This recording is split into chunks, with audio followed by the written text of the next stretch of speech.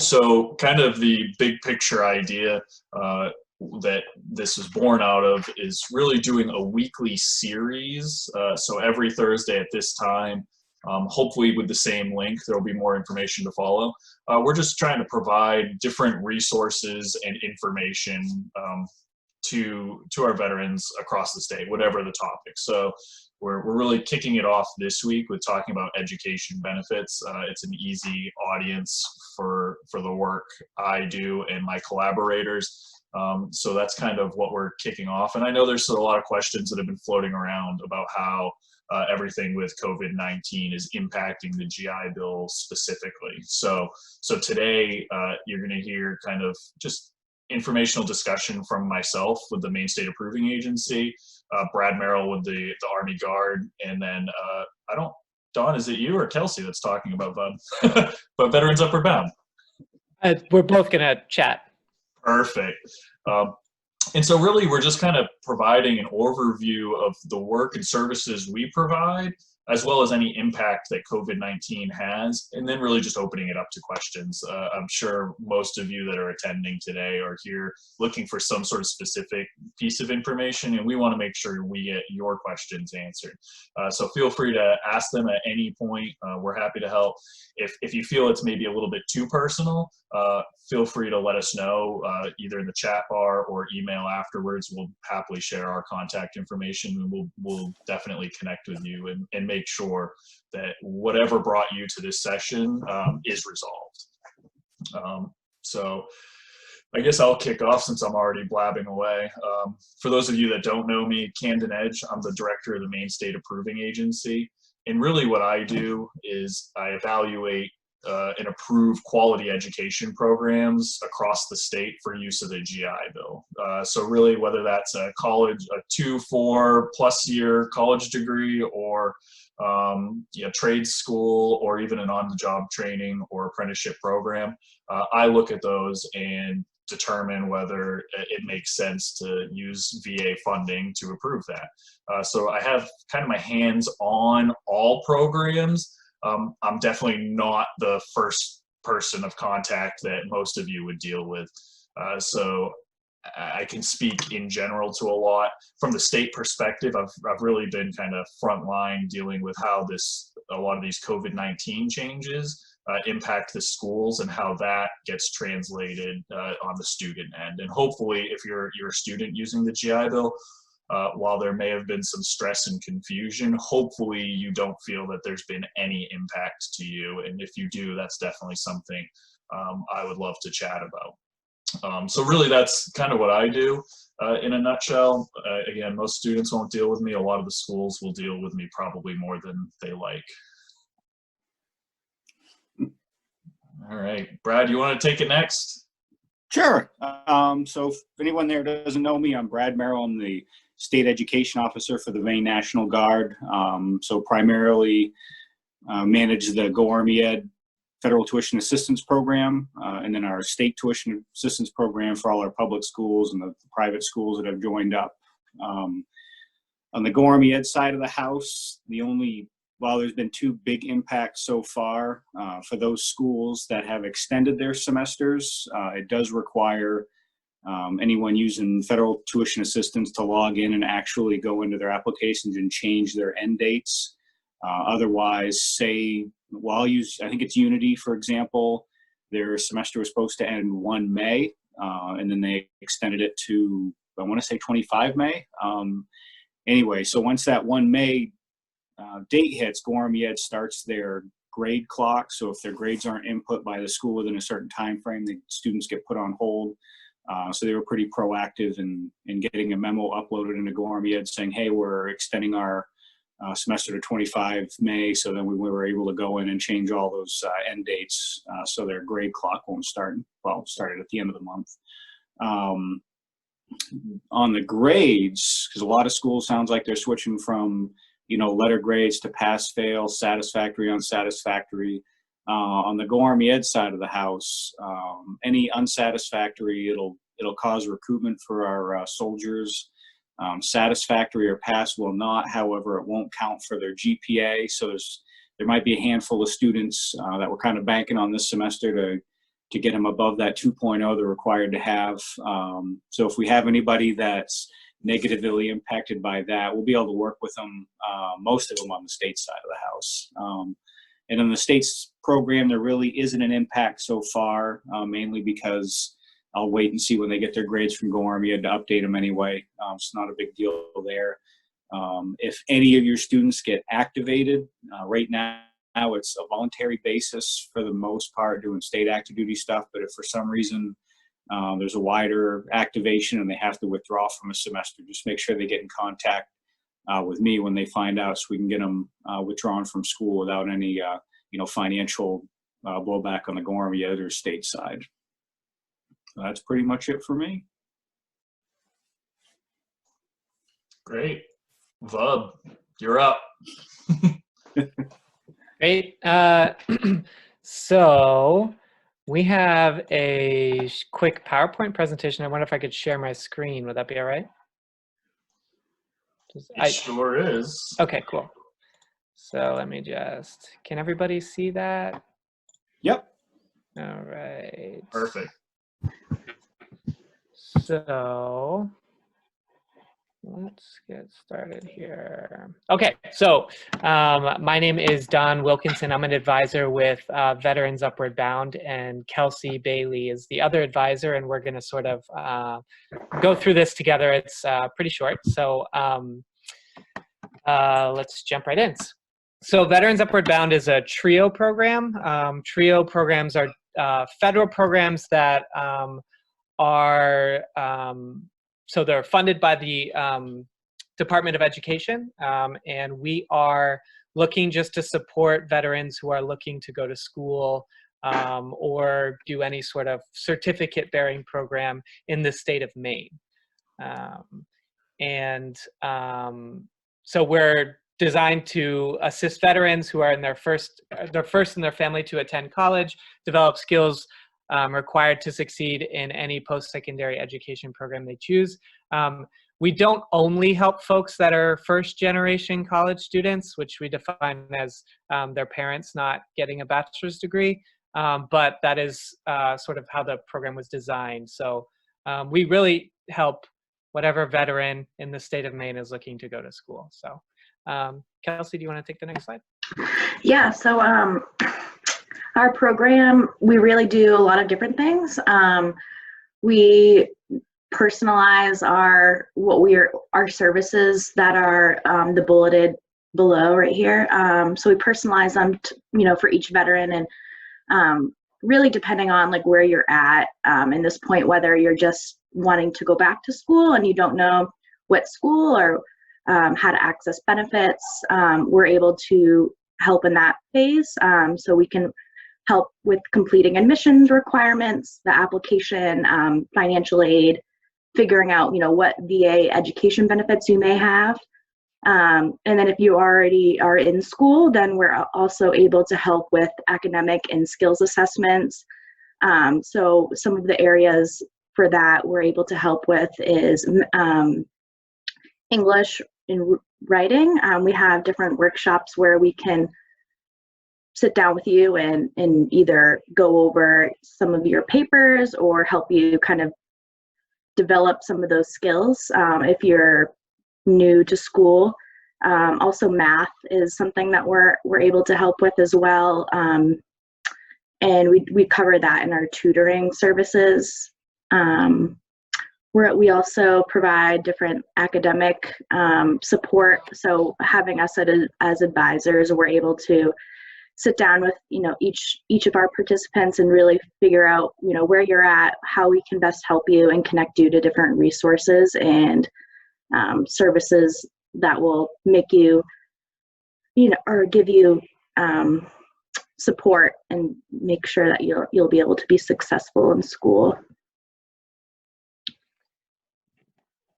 Great. So we also offer some workshops throughout the year, as Kelsey mentioned. Some of the things we've done in the past, we've done stuff with resume writing, and specifically focused on how to sort of translate your military experience to civilian career jobs. So that is something we offer usually as needed, but we've done it once a year around the time where the USM has the job fair. We've also done interviewing skills. We've done a mock interview workshop with veterans before. We also do things on financial literacy. And there are a ton of resources out in the state that are really well-rounded in these subjects. And so sometimes we're connecting people to the right resources, and sometimes we're working with people and getting the information from the experts like Camden about these things, and making sure that the veterans understand them and are planning accordingly. And then also we can help with scholarship searches. Yeah, and the other thing to keep in mind too is that we're a statewide program. Our grant comes through USM, but we're not specific to USM. So we go to a lot of different schools throughout the state to offer additional support to those schools, and to also help veterans apply to the school of their choice. And some additional benefits, as I mentioned before, having an advisor, an extra advisor, someone to talk to and go over your plans for school. Another benefit that we're able to provide is our monthly stipend. So it's a stipend that all our eligible participants can get. It's about $40 a month we're able to actually pay out to each participant. And that's just kind of like an additional benefit that our grant allows us to do. So it's not much, but it can definitely help, with gas or just an additional thing that we're able to do. And then what Dawn had mentioned, connection to resources, that's something that we do a lot is making sure, our folks know what's out there. And if, you're going through struggles or you're needing specific things, we can make sure you're connected to the right people. And so the big eligibility requirements for us are folks that have not been dishonorably discharged, so we can work with any other discharge besides dishonorable, and folks that have not already earned a bachelor's degree, and anyone who's looking for additional resources or support. And one thing that we like to say is that there are a lot of people specifically on this call that are really valuable to student success, and we're not looking to step on anyone's toes or replace anyone. We're just looking to see if we can work together with the people that are already helping students, just to make sure that the student has the resources that they need. We collaborate with a lot of people, and sometimes people have, a bunch of students that they're trying to help, but they don't have the time to intensively help one student who needs a lot of support. And so that's somewhere where we've helped people in the past. So just something to keep in mind. Any questions? Yeah, Don. So since you included a question slide, I'll throw it in for you right away. Just for the folks on the that are attending this, I know you guys are still offering up some virtual office hours. Where can anybody interested find more information on that? Yeah, it's a great question. So we send out a monthly newsletter where we included sort of some information as to how to access the weekly, or actually we almost do them.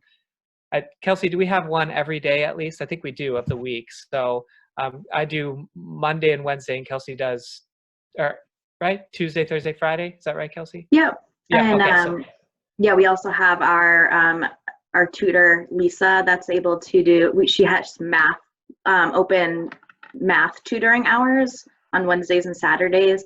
And I can actually put our calendar in the chat bar. So if you are interested in joining one of our open office hours or finding out more information, I can put that in there.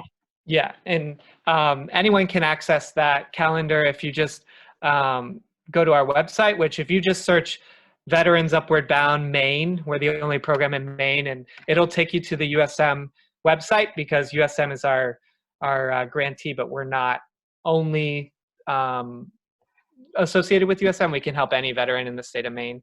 So, but anyway, you go there and you can see our calendar, and it tells you the Zoom links and what days and times that we're available there.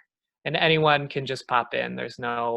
You don't have to be a part of the program to pop in. So if you're just curious about what we do, or you need help with something real quick, you can pop in and we'd be happy to help as much as we can. And then I just have a quick slide here of our contact information. So I can leave that up for a minute or so if anyone wants to write anything down. And then that concludes our presentation, unless you have anything else, Kelsey.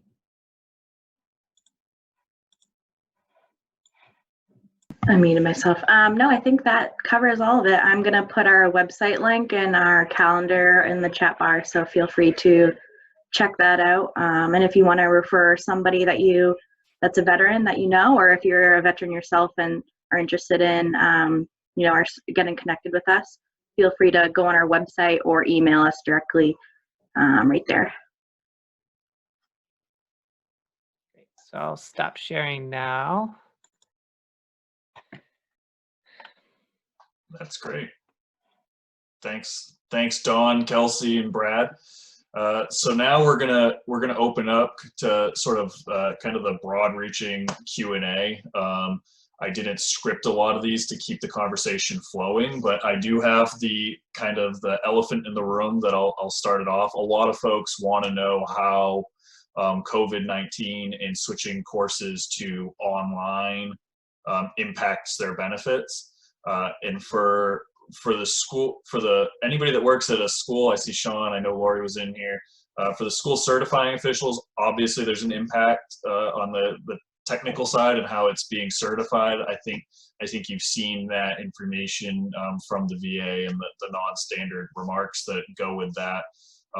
For any students that are using the GI Bill, it should have no impact through this year.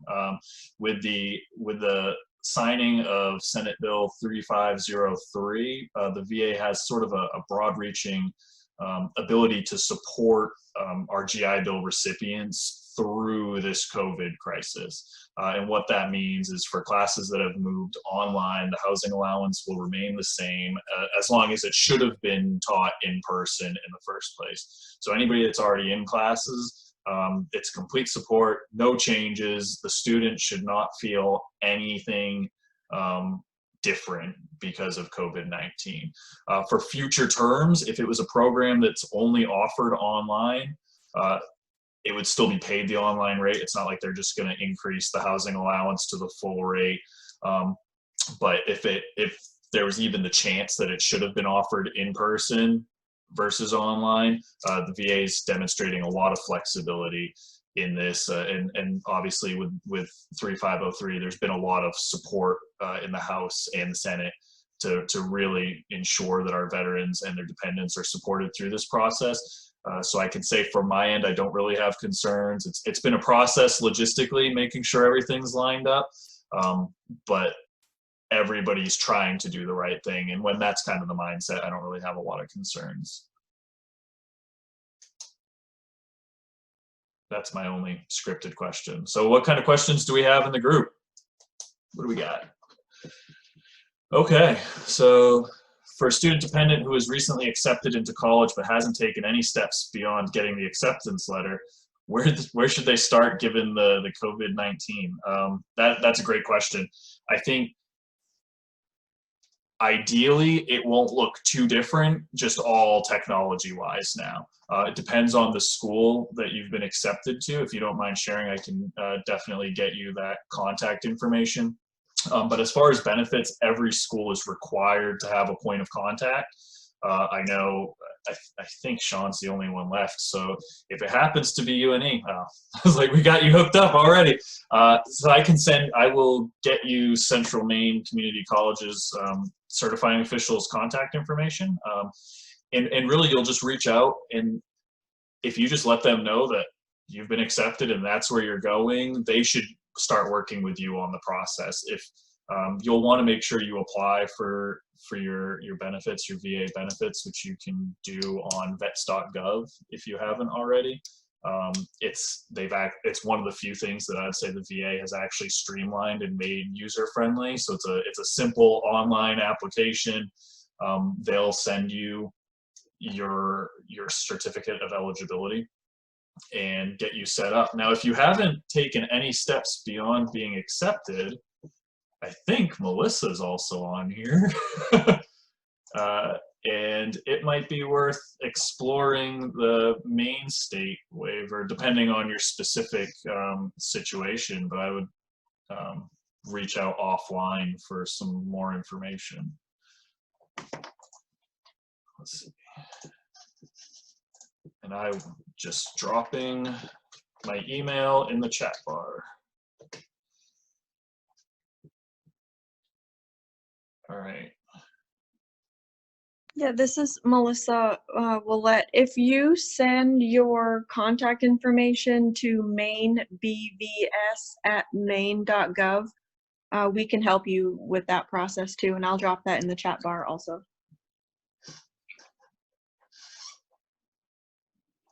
All right, so Nikki had a call from a veteran from Hawaii whose daughter will be attending UMaine. Any veterans education benefits aside from GI Bill that an out-of-stater should know about? There are different state level benefits. So even if she's using the GI Bill, she'll be eligible for in-state tuition at UMaine. So things like that apply. And after that, it really becomes school specific, whether or not there are any scholarships. I know for sure USM has the Boulis completion scholarship that they just announced this year. So financial aid of that sort. It varies school to school, and there are national scholarships also that are specific to veterans and dependents. We don't have sort of a state portal in that sense. And that's, I mean, I guess that's really all that's coming to mind, unless, yeah. I would also add, like, make sure you also apply for FAFSA. Even if you're using GI Bill, you might be able to get Pell Grants and other things that is just extra money in your pocket. Absolutely, and that's something I know we were, Don Kelsey, we were just talking about earlier in the week, is that a lot of veterans with the GI Bill or dependents, if they aren't necessarily aware that they could also still be eligible for grants and scholarships and loans, all that other financial aid, they're still able to access if they complete the FAFSA and get offered anything. And a lot of folks think just because they're 100% covered with the GI Bill that they're not eligible for grants, when that's just not the case. Of course, as far as other benefits, if she joins the Maine Guard, Brad's here to help.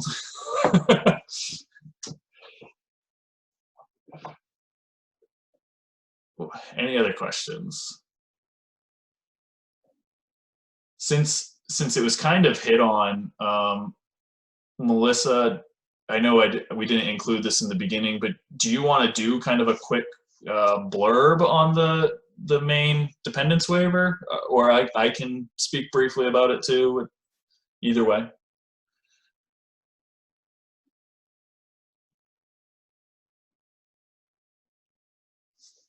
Sorry, I'm having some audio issues on my device this morning.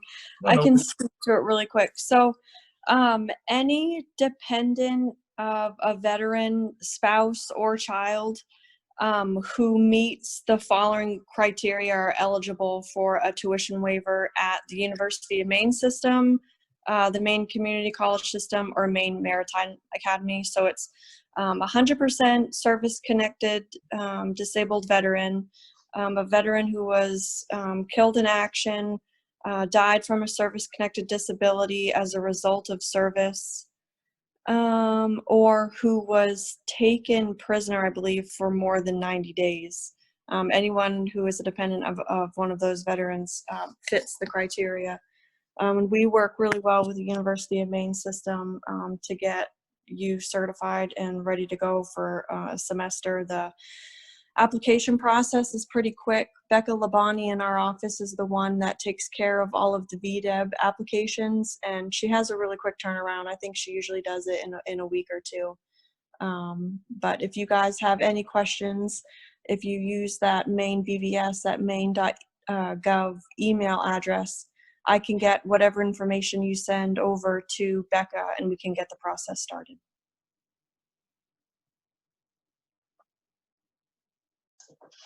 That's great. Thank you for handling that on the fly, Melissa.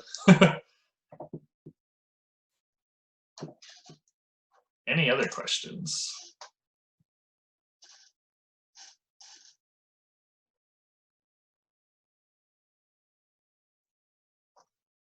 No?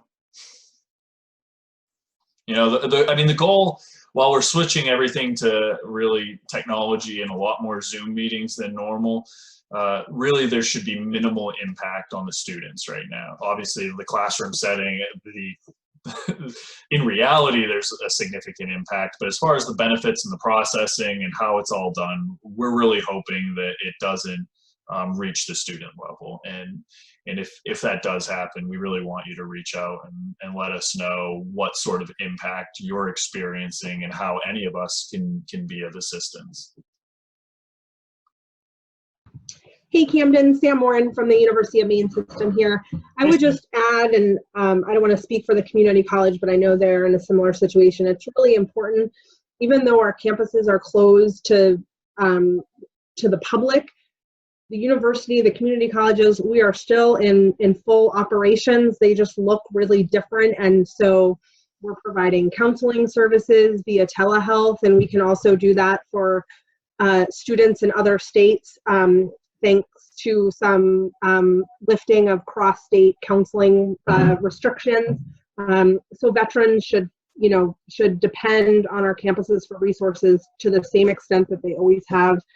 We have campus emergency funds and food banks, and we'll do everything possible to accommodate all of our students, and especially our veteran students, throughout this really difficult time. So don't assume that because you're not on campus, you can't access those resources. You'll just have to access them a little differently, but we'll certainly help you do that.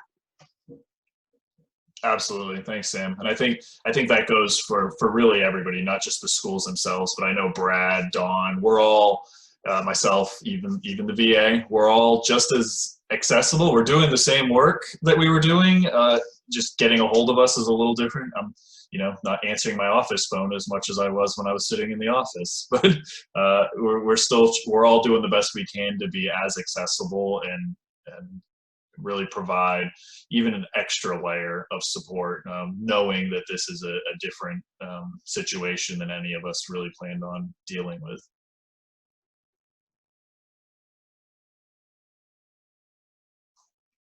All right, well, one last call for questions.